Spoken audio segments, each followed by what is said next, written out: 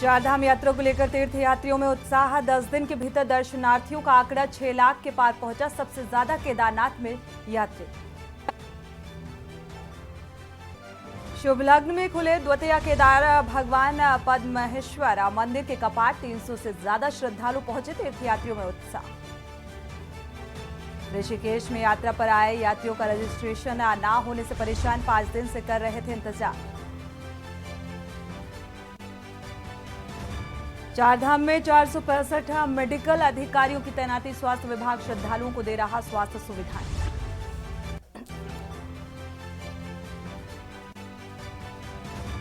देहरादून क्षेत्र के शिखर फॉल के पास सड़क हादसा। खाई में गिरा वाहन। एक पुरुष और महिला की दर्दनाक मौत। 3 घायल। और देहरादून में पारा 40 डिग्री के पार। मैदानी इलाकों में गर्म हवाएं चलने का येलो अलर्ट जारी। आप देख रहे हैं के न्यूज, खबरों का सारथी। खबर उत्तराखंड के साथ मैं सोनी चौहान। खबरों की शुरुआत अहम खबर के साथ। भगवान विश्वनाथ जगदीश शिला डोली 25वें वर्ष में प्रवेश कर गई है और ये डोली राजधानी देहरादून के नगर निगम स्थित टाउन हॉल में पहुंची, जहां पर एक विशेष कार्यक्रम का आयोजन किया गया और डोली का स्वागत किया गया, आशीर्वाद लिया गया। और डोली लेकर पहुंचे यात्रा संयोजक और कांग्रेस के पूर्व कैबिनेट मंत्री प्रसाद मैथानी ने कहा कि विश्वनाथ जगदीश शिला डोली यात्रा पिछले 24 वर्षों से निकाली जा रही है और विश्व शांति की कामना के उद्देश्य को लेकर ये डोली समूचे 13 जिलों में निकाली जाएगी। सम्मिलित रहते हैं।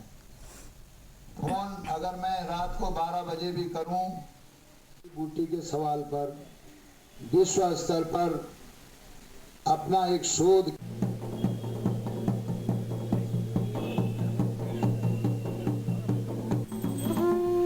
देखिए, विश्वनाथ जगदीश शिला डोली इस बार 25वें वर्ष में प्रवेश कर रही है और इस डोली का जो मुख्य उद्देश्य है वो विश्व में शांति कायम हो, देव संस्कृति की रक्षा हो और उत्तराखंड में 4 धाम के अलावा 1000 धाम यहाँ पे स्थापित हों, 1000 संस्कृत के विद्यालय खुले, 1000 ध्यान केंद्र बने और जो हमारे उत्तराखंड की जो धरती बंजर हो गई है उसको आबाद करने का, और जो वो बिक रही है, जो भूमाफिया यहाँ पर जमीन को खरीदने का काम कर रहे हैं, उसको न बेचने का संकल्प। हर हर महादेव। सबसे पहले तो आपके संचार के माध्यम से समस्त श्रोताओं को आज बाबा विश्वनाथ जगदीश डोली की उत्सव पर बहुत बहुत मंगल कामनाएं।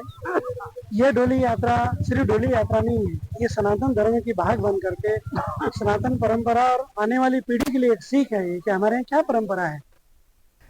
चारधाम यात्रा में श्रद्धालुओं के भारी संख्या में आगमन होने से उत्तरकाशी जनपद के गंगोत्री और यमुनोत्री धाम में कई श्रद्धालु बिना दर्शन किए वापस लौट गए। और इस बात को लेकर उत्तरकाशी के जो प्रभारी हैं मंत्री डॉक्टर प्रेमचंद्र अग्रवाल ने कहा कि अगर कोई यात्री दर्शन नहीं कर रहा है तो ये हमारे लिए चिंता का विषय है। और साथ ही उन्होंने कहा कि कोई भी यात्री बिना पंजीकरण के दर्शन करने के लिए आने की हिमाकत करता है तो उनकी वजह से अव्यवस्था हो रही है।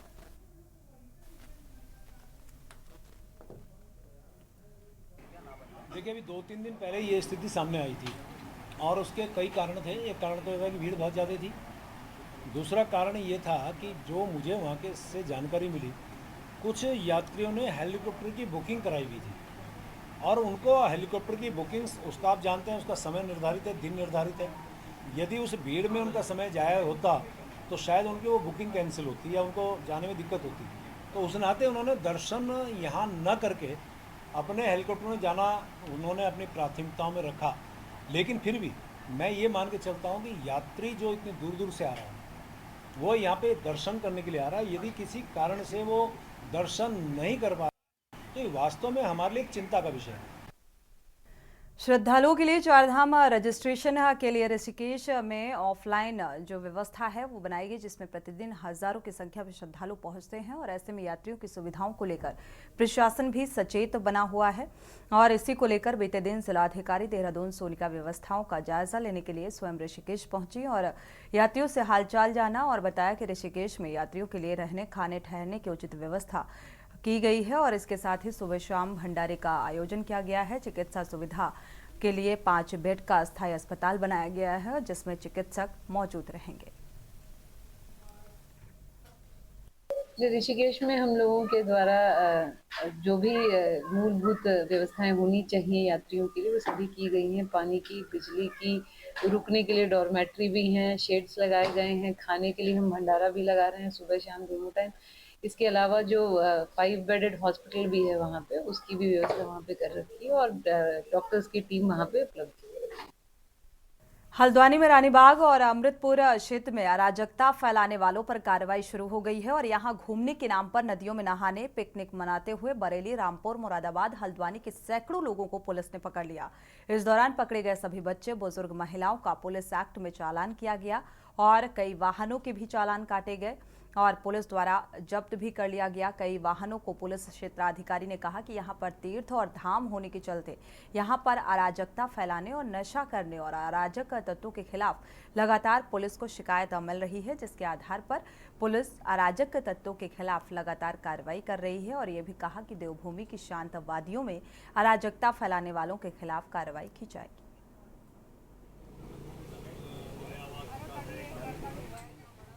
देखिए, ऑपरेशन मर्यादा जो है ये हमारे जितने भी धार्मिक स्थल हैं और जो पवित्र नदियां हैं उनकी साफ़ सफाई, स्वच्छता को भी फोकस करता है। इसमें कई सारे लोग हैं जो हमारे टूरिस्ट के तौर पे हमारे अतिथि की तरह आते हैं हमारे स्टेट में, बहुत अच्छी बात है। लेकिन जो हमारी नदियां हैं, इनको, ये पवित्र स्थल हैं, इनको लेके लोगों की आस्थाएँ भी हैं, तो यहाँ पे किसी भी तरीके का हुड़दंग या अराजकता ना करें, इस चीज़ की रिक्वेस्ट है सभी लोगों से। इसमें अभी पिछले 2 दिनों में जो कार्रवाई हुई है, इसमें लगभग हमारे 72 जो हैं पुलिस एक्ट के चालान किए गए हैं, जो भी लोग हैं जो भी इस तरीके की कार्रवाई में लिप्त हैं उनके खिलाफ। इसके अलावा 45 MV एक्ट के चालान किए गए हैं और 4 गाड़ियाँ सीज भी करी गई हैं। आगे भी अगर इस तरीके की चीज़ें होंगी तो उस पर कड़ी कार्रवाई करी जाएगी। देखिए, बार बार अलग अलग माध्यमों से अपील की जा रही है कि आप आएँ, हमारे स्टेट में आप सभी का स्वागत है। आप लोग आएँ, यहाँ के जो भी दर्शनीय स्थल हैं, जो भी मेजेस्टिक प्लेसेस हैं, उन सबका विजिट करें, लेकिन इस जगह की गरिमा को बनाए रखें। खबर रुड़की से है, जहां मसाला जीरा बोतल का जो ड्रिंक है, पीने से आप अगर गंभीर बीमार हो जाते हैं तो अपनी जान भी गंवा सकते हैं। और ऐसा हम इसलिए कह रहे हैं कि मसाला जीरा में सीलबंद बोतल जो है, कंपनी की लापरवाही से जीवित कीड़ा तैरता हुआ इसमें नजर आया। और आपको बता दें कि रुड़की क्षेत्र किशनपुर जमालपुर गांव में मुस्तफ़ा नाम के ग्रामीण ने अपनी नज़दीकी किराना की दुकान से मसाला जीरा की बोतल मंगाई और बाद में बोतल पर नज़र पड़ी तो देखा कि सीलबंद बोतल के अंदर एक बड़ा जीवित कीड़ा तैरता हुआ दिखाई दे रहा है। ग्रामीण हक्का बक्का रह गया और फिलहाल दुकानदार को बुलाया गया। फिलहाल वो जिम्मेदारी लेने से बचता हुआ नजर आया और इसमें इसका कोई दोष नहीं है, इस बात का भी जिक्र किया गया।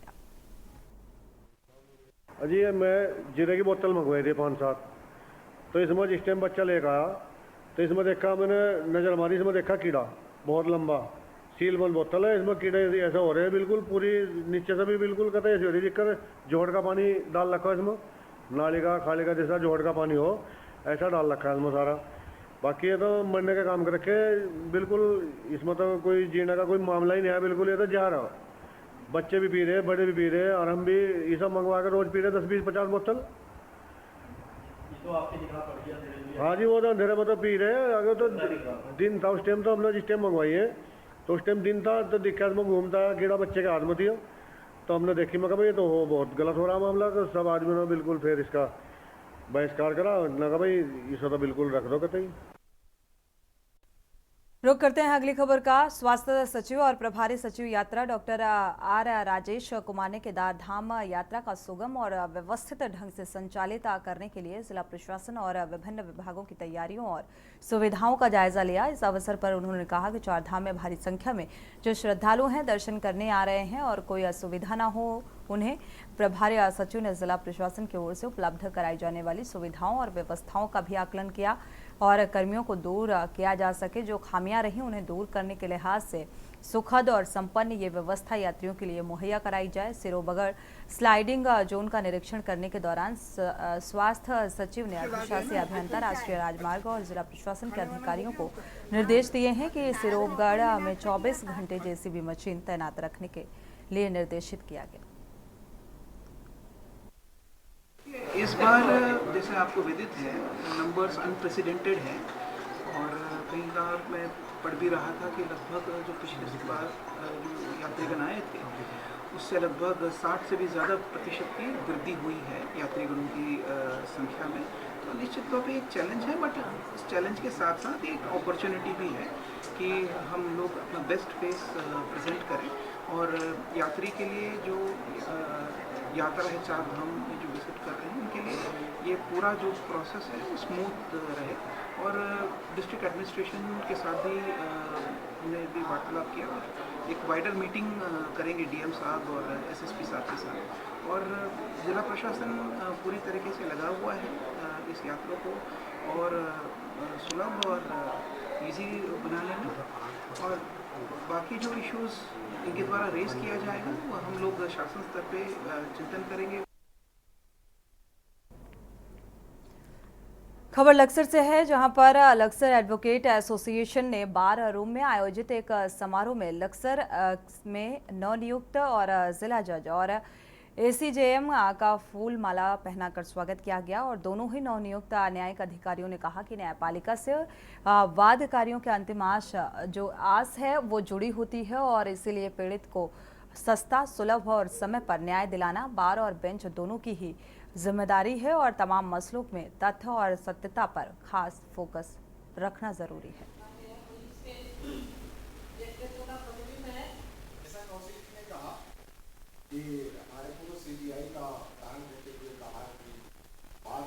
हमारे यहाँ एक परंपरा जो अभी अधिकारी आता है उसका सम्मान करते हैं। ऐसे ही हमारे दो अधिकारी यहाँ से गए हैं, एक फैमिली कोर्ट से और एक एसीएम मैडम, उनकी स्थान पर ये आए हैं। श्रीलेखा सिंह जी एसीएम कोर्ट आई हैं और फैमिली कोर्ट में एमएम पांडे जी आए हैं, इसलिए हमने उनका स्वागत समारोह किया है। और ऐसे ही हमारे यहाँ परंपरा है कि हम जो भी अधिकारी आता है उनका सम्मान करते हैं।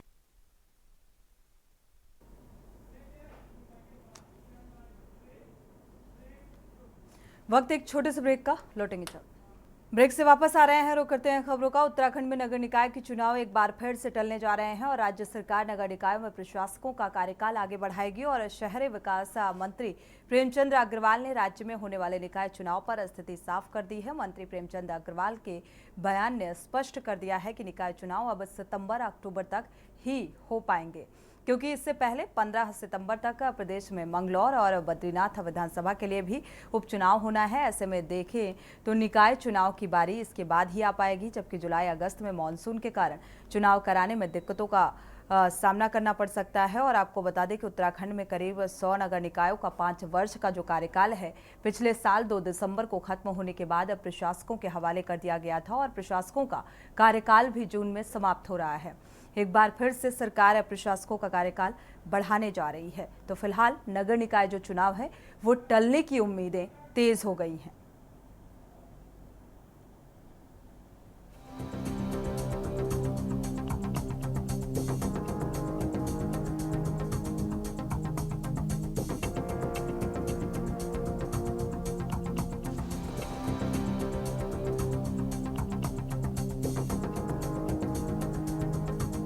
उत्तराखंड की धामी सरकार एक बार फिर प्रशासकों का कार्यकाल बढ़ाने की तैयारी कर रही है। राज्य सरकार ने निकाय चुनाव एक बार फिर टालने के पीछे आचार संहिता को वजह बताया है। शहरी विकास मंत्री प्रेमचंद अग्रवाल ने निकाय चुनावों पर स्थिति स्पष्ट करते हुए कहा है कि 6 जून तक लोकसभा चुनाव की आचार संहिता लागू होने के कारण निकाय चुनाव की तैयारी नहीं हो पा रही है। इस कारण प्रशासकों का मौजूदा कार्यकाल 2 जून से आगे बढ़ाना पड़ेगा। उन्होंने कहा कि निकाय चुनाव से पहले कई जरूरी काम किए जाने हैं, लेकिन 6 जून तक लोकसभा चुनाव आचार संहिता लागू होने के कारण इसमें बाधा आ रही है। इस कारण सरकार कोई भी निर्णय नहीं ले पा रही है। ऐसी स्थिति में निकायों में प्रशासकों का कार्यकाल 2 जून से आगे बढ़ाना पड़ेगा। इसके साथ ही निकायों में वोटर लिस्ट संशोधन का काम भी चल रहा है। इसके बाद आरक्षण निर्धारण की भी प्रक्रिया पूरी की जानी है। इसके बाद ही नगर निकाय चुनाव संभव हो पाएंगे। वहीं विपक्ष का आरोप है कि सरकार हार के डर से निकाय चुनाव नहीं करा रही है। देखिए, अभी आचार संहिता लगी है और मुझे स्पष्ट जानकारी है 6 जून तक आचार संहिता प्रभावी रहेगी और हमारा यहाँ कार्यकाल 2 जून तक खत्म हो रहा है। तो ऐसी स्थिति में हमें बहुत सी चीज़ें देखनी होती है, तो देख रहे हैं उसमें हम क्या उसमें कर सकते हैं, क्योंकि आप जानते हैं उस बीच में कोई निर्णय चुनाव से संबंधित नहीं ले सकते हैं। और उससे पहले की जो प्रक्रिया है, जैसे मतदाता सूची, आप देख रहे होंगे आजकल मतदाता सूची बन रही है, कहीं की खामियां नजर आ रही हैं। इस प्रकार की अन्य जो प्रक्रिया है उस पर हम लोग काम कर रहे हैं। जो परीक्षण है, दूसरी आरक्षण है, ये सारी चीज़ों में हम काम कर रहे हैं। देखिए, नगर निकाय के चुनाव होने वाले हैं। हम लोगों ने जन संवाद से जन समर्थन कार्यक्रम पूरे देहरादून के अंदर हम लोगों ने शुरू किया है, लेकिन भारतीय जनता पार्टी को मालूम है वो चुनाव बहुत बुरी तरह हार रहे हैं, इसलिए उन्होंने 6 महीने का कार्यकाल पहले बढ़ा दिया प्रशासकों का, और 6 महीने में उन्होंने कोई तैयारी नहीं करी। 6 महीने गुजर जाने के बाद अब ये दोबारा से प्रशासकों का कार्यकाल बढ़ाना चाहते हैं, क्योंकि उन्हें मालूम है कि हमने कोई भी काम नहीं किया। आज ये हवाला दे रहे हैं कि हमने आरक्षण तय नहीं किया, अब उसके लिए 45 दिन का आचार संहिता के बाद हमको समय चाहिए। तो ये सरकार कर क्या रही थी? सरकार को पूरी तैयारी करनी चाहिए थी। पहले तो आपको सितंबर माह में सारी तैयारी करके चुनाव करवा देना चाहिए था। सितंबर में नहीं कराया तो 6 महीने का आपने समय लिया, 6 महीने में आपको करा देना चाहिए था। 6 महीने के बाद आप और 6 महीने आप मांग रहे हैं। वहीं एक ओर जहां राज्य में निकाय चुनाव के मुद्दे पर सियासत गरमाई है, तो वहीं दूसरी ओर राज्य में मलिन बस्तियों के मुद्दे पर विपक्ष सत्ता पक्ष पर हमलावर हो गया है। दरअसल एनजीटी के आदेश के बाद नगर निगम की ओर से नदी के किनारे 2016 के बाद हुए अवैध अतिक्रमण को हटाने की कार्यवाही चल रही है। निगम ने 27 बस्तियों का सर्वे कर 560 अतिक्रमण चिन्हित किए हैं, जिनके खिलाफ कार्रवाई की जानी है। वहीं निगम की इस कार्रवाई से पहले कांग्रेस ने मलिन बस्तियों के मुद्दे पर सरकार की घेराबंदी तेज कर दी है।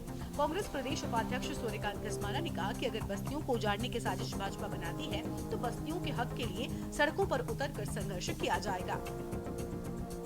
मलिन बस्तियों के खिलाफ जो भारतीय जनता पार्टी की सरकार साजिश कर रही है, जिला प्रशासन, नगर निगम एमएलए साजिश कर रहा है, उसके खिलाफ संघर्ष की रणनीति बना रहे हैं। मलिन बस्तियां, उसका सबसे पुराना संगठन उत्तराखंड मलिन बस्ती विकास परिषद है। 1996 में रहा हो, 1997 में रहा हो, 2002 में रहा हो, 2016 में रहा हो, 2017 में रहा हो, जब भी मलिन बस्तियों के ऊपर संगठन कभी कोई संकट आया है तो हमारे संगठन ने हमेशा उसके खिलाफ लड़ाई लड़ी है, संघर्ष किया है। आज जब एक बार फिर मलिन बस्तियां संकट में हैं, मालिकाना हक की लड़ाई हम लोग कितनी पुरानी लड़ रहे हैं। भारतीय जनता पार्टी की सरकार ने हमेशा 2013 में भी कहा कि हम मालिकाना हक देंगे, 2018 में जब नगर निगम का चुनाव होता है तो मालिकाना हक की बात करते हैं, लेकिन आज मालिकाना हक देने की बात तो छोड़िए, मलिन बस्तियों का विकास का बात छोड़िए, मलिन बस्तियों को उजाड़ने की साजिश ये सरकार कर रही है। जो उत्तराखंड जनता के आम जनमानस, चाहे वो छोटा वर्ग हो, चाहे बड़ा वर्ग हो, चाहे कोई भी व्यक्ति हो, जो उनके हित का काम होगा उस कार्य को हमेशा करती आई है, और समाज के अंतिम व्यक्ति के चेहरे पे मुस्कान हो, हर प्रकार से सरकार का प्रयास रहता है कि उनको खुशी मिले। और सरकार का कहीं भी किसी प्रकार का ऐसा प्रयास नहीं है कि किसी को उजाड़ा जाए, और न इस तरह का कोई कार्य सरकार के द्वारा किया जा रहा है। लेकिन कांग्रेस सामने निकाय चुनाव होने के कारण इस तरह के अनर्गल बयानबाजी और भ्रामक प्रचार करने का काम वो पहले भी करते आई हैं, और इस समय भी वो इसी तरह का भ्रामक प्रचार जनता के बीच कर रही है। कुल मिलाकर उत्तराखंड में सरकार एक बार फिर प्रशासकों का कार्यकाल बढ़ाने जा रही है। माना जा रहा है कि सितंबर अक्टूबर में ही निकाय चुनाव हो सकेंगे। विपक्ष का आरोप है कि सरकार हार के डर से निकाय चुनाव नहीं करा रही है, जबकि सरकार आचार संहिता समेत तमाम कार्यों को इसके पीछे की बड़ी वजह बता रही है। वहीं निकाय चुनाव से पहले राज्य में अतिक्रमण के मुद्दे पर भी सियासत गर्मा गई है। सवाल ये है कि आखिर क्यों सरकार ने समय रहते निकाय चुनाव की तैयारी नहीं की? क्या सरकार को हार का डर है? क्या सरकार मलिन बस्तियों को राहत देगी या फिर ध्वस्तीकरण की कार्रवाई करेगी? Uttarakhand desk report.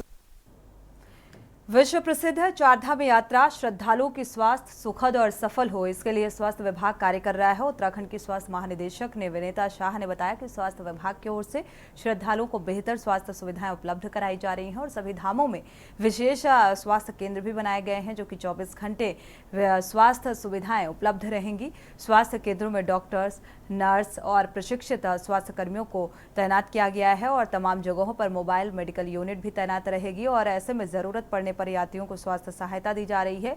यात्रा के मुख्य मार्गों और बेस कैंपों पर स्वास्थ्य जांच शिविर भी लगाए गए हैं। यात्रियों का ब्लड प्रेशर, ब्लड शुगर समेत तमाम जो सामान्य स्वास्थ्य परीक्षण है वो जांच की जाएगी। स्वास्थ्य विभाग हमारे की स्वस्थ, सुखद और सफल यात्रा के लिए प्रतिबद्ध है। यात्रा रूट पे हमारी परमानेंट और टेम्परेरी चिकित्सा इकाइयाँ हैं, जिसमें हमारे ट्रेन डॉक्टर्स और स्वास्थ्यकर्मी सेवा देने के लिए प्रतिबद्ध हैं। इसके अलावा कैंपों में और यात्रा के मुख्य मार्ग में हमारे द्वारा स्क्रीनिंग की जा रही है। लगभग अभी तक हमारे जितने कर्मियों द्वारा 1,10,000 आज की डेट में स्क्रीनिंग हो गई है, जिसमें लोगों की ब्लड प्रेशर की, शुगर की जांच की जा रही है और उन्हें प्रिकॉशन के बारे में बताया जा रहा है। लगभग हमारा टोटल मिला के 465 मेडिकल ऑफिसर्स हमारे लगे हुए हैं और इसके अलावा हमारे 80 स्पेशलिस्ट हैं, कुछ उस ज़िले के हैं और अन्य ज़िलों से भी कुमाऊं ने स्पेशलिस्ट बुलाए हैं। इसके अलावा 337 पैरामेडिकल स्टाफ तैनात हैं ड्यूटी पे। खबर उत्तराखंड में इतना ही। आगे देखिए मंथन प्रधान संपादक दुर्गेन चौहान के साथ।